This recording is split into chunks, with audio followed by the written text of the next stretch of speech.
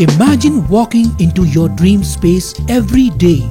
We bring your vision to life and create spaces that inspire. So design your dream and live your best life.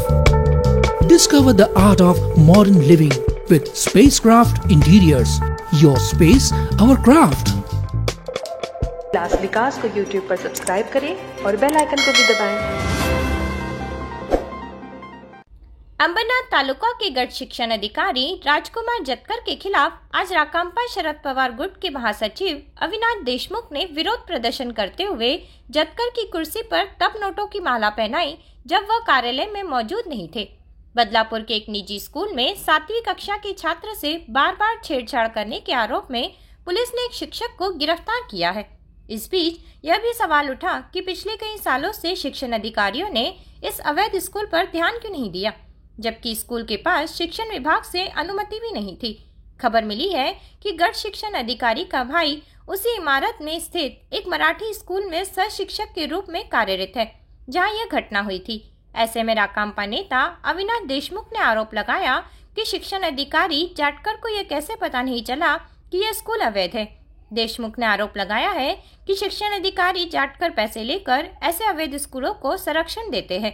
ऐसे भ्रष्टाचार अधिकारी के खिलाफ जांच कर उन्हें बर्खास्त करने की मांग की है। बघा, या अंबरनाथ तालुक्याचे गट शिक्षण अधिकारी म्हणून जतकर जे आहेत यांच्या कृपेनं बदलापूर शहरामध्येच नव्हे तर या अंबरनाथ तालुक्यामध्ये मान्यता नसलेल्या शाळा चालू आहेत। म्हणजे बदलापूरमध्ये सध्या जो गैरप्रकार घडलेला त्या शाळेमध्ये त्या शाळेला फक्त पहिलीची मान्यता होती।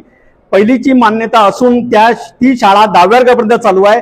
या माणसाच्या या गट शिक्षण अधिकाऱ्याच्या पैसे घेऊन आणि लाच घेऊन अशा प्रकार या बदलापूर शहरामध्ये नव्हे तर अंबरनाथ तालुक्यामध्ये चालू आहेत। सगळ्यात महत्त्वाची गोष्ट अशी आहे की हे जतकर जे आहेत गट शिक्षण अधिकारी यांचा सक्का भाऊ त्या शाळेमध्ये सहाय्यक शिक्षक यांनी यांच्या माध्यमातून लावलेला आहे। म्हणजे त्या शाळेमध्ये जो गैरप्रकार घडलेला आहे आणि गैरप्रकार जे घडत आहेत त्याला कुठेतरी अनागोंदी कारभाराला कुठेतरी डोळेझाक करायचे, पडद्यामागे टाकायचं असा कारभार या जतकर साहेबांच्या माध्यमातून चालू आहे।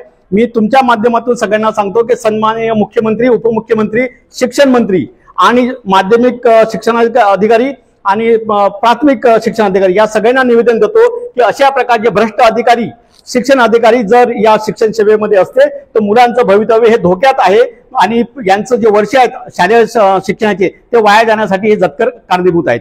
कसं आहे माहिती आहे का, ही जी व्यक्ती फक्त या शाळेपुरतीच नाही आहे, या व्यक्तीच्या आशीर्वादानं अंबरनाथ तालुक्यामध्ये मान्यता नसलेल्या शाळा कित्येक चालू आहे। ही जी शाळा आहे ही शाळा आता कुठेतरी आपल्याला माहित पडलेली आहे। जर असं प्रकरण घडलं नसतं तर ही शाळा सुद्धा बेकायदा आहे आणि जतकर यांचे भाऊ जे शिक्षण अधिकारी, गट शिक्षण अधिकारी आहेत, त्यांचा भाऊ त्या शाळेमध्ये जे गैरकृत्य घडलेले आहे त्या शाळेमध्ये 10 वर्षापासून शिक्षक आहे हे सुद्धा माहित पडलं नसतं आपल्याला। म्हणजे जोपर्यंत एखाद्या शाळेमध्ये बलात्कार होत नाही, विनयभंग होत नाहीये, गैरप्रकार होत नाहीये, अशा गोष्टी जेव्हा घडतात तेव्हाच कुठेतरी ह्या गोष्टी पूजाला देतात। म्हणजे गट शिक्षण अधिकारी काय अंडे घालतात काय, खुर्च्या गरम करतात काय, त्यांनी त्या शाळेची मान्यता तपासायला नाही पाहिजे काय? कारण त्यांचा भाऊ त्या शाळेमध्ये आहे, मान्यता त्या माणसाने तपासली नाहीये, तुम्हाला आम्हाला अंधारात ठेवलेलं आहे। आणि ते शाळेचे विद्यार्थी जे असतात ते दुसऱ्या शाळेमध्ये शालांतर 10वीची परीक्षा द्यायला जातात। मी तुम्हाला नावासहित सांगतोय की खामकर जे कॉलेज आहे त्या शाळेमध्ये आणि या संबंधित जो प्रकार त्या शाळेमधून घडलेला आहे, नाव घेत नाहीये, त्यामुळे